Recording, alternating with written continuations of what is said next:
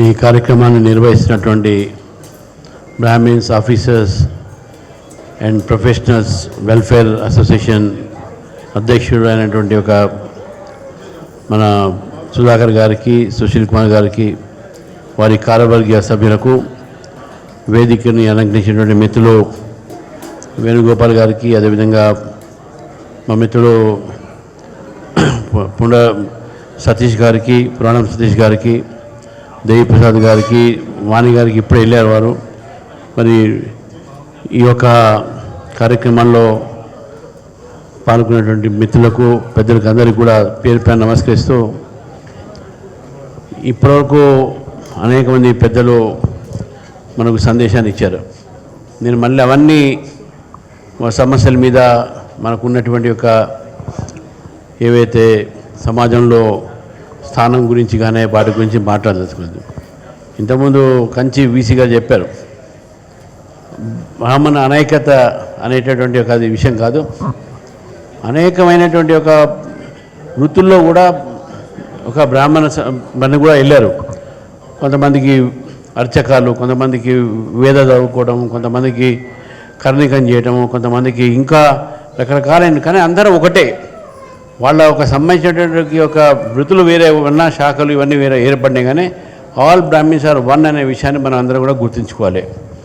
రెండోది, ఇంతకుముందు మాట్లాడుతూ చాలామంది గతంలో అర్చకులకు వంశపారంపర్యంగా ఉండే మళ్ళీ అది పునరుద్ధరించాలని చెప్పేసి కూడా డిమాండ్ ఉంది.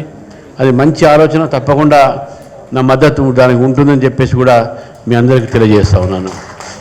మూడోది, ఈరోజు మన ఒక దేశంలో ధర్మం నిలుస్తేనే దేశం నిలుస్తుంది. చాలా దేశాలు కూడా ఈరోజు అనేకమైన సమస్యలు ఎదుర్కొంటున్నాయి. దానికి కారణం ఏంటంటే ఆ దేశంలో వాళ్ళకు ఉన్నటువంటి ఒక ధర్మం కానీ, వాళ్ళకు ఉన్నటువంటి ఒక మతం కానీ, వాళ్ళకు ఉన్నటువంటి ఒక సామాజిక పరిస్థితులు వాళ్ళని ఐక్యంగా పెట్టలేకపోతున్నారు.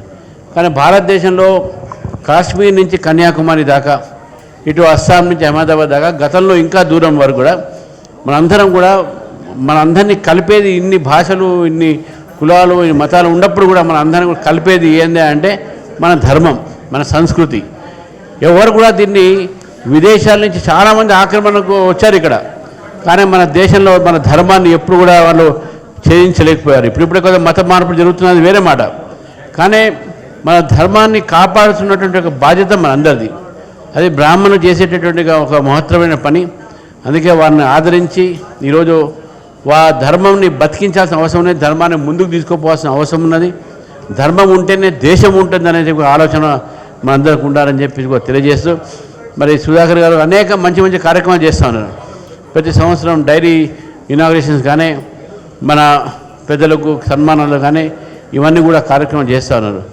వారి యొక్క ప్రోత్సాహం వలన, వారి యొక్క కృషి వలన ఈరోజు చాలామంది ఎంప్లాయీస్ కానీ, డాక్టర్స్ కానీ, అడ్వకేట్లు కానీ, వీళ్ళందరూ కూడా ఒక ఏకవిత్తలో వాళ్ళందరూ కూడా కలిసి పనిచేసేటటువంటి అవకాశం కూడా సుధాకర్ గారు కలిగించారు.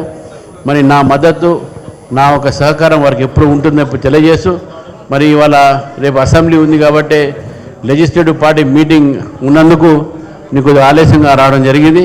మీ అందరిని కూడా మరొకసారి ఈ కార్యక్రమంలో వచ్చినందుకు శుభాకాంక్షలు తెలుస్తూ, మీ అందరినీ అభినందిస్తూ, ముఖ్యంగా సుధాకర్ గారికి, సీతారాం గారికి, సుశీల్ గారికి, అందరి బృందానందరినీ కూడా, మొన్ననే AB6 శ్రీకాంత్ గారు, వారు చేసే సేవను కూడా మనకు గుర్తించాలి. వారు చేసిన టీవీ ఛానళ్ళు కానీ మన సమస్యల గురించి అనేకమైన విషయాలు చెప్తూ ఉంటారు, మాట్లాడుతూ ఉంటారు. కాబట్టి వారికి కూడా నేను ప్రత్యేకమైనటువంటి ధన్యవాదాలు తెలుపుతూ, ఈ అవకాశం ఇచ్చినటువంటి ఒక మిత్రులకు అందరికీ ధన్యవాదాలు తెలుపుతూ ముగిసిన. భారత్ మాతాకి జై.